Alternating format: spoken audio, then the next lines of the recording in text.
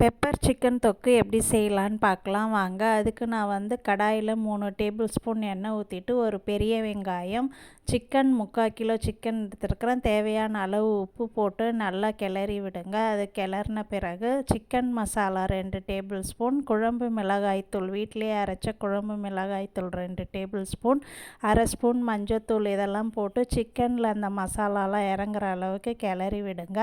அதுக்கப்புறம் மிக்சி ஜாரில் 3 பெரிய வெங்காயம், 3 தக்காளி நல்லா மிக்சி ஜாரில் பேஸ்ட்டாக அரைச்சி மூடி போட்டு ஒரு 20 நிமிஷம் சிக்கன் வேகிற அளவுக்கு நல்லா வேக விடுங்க.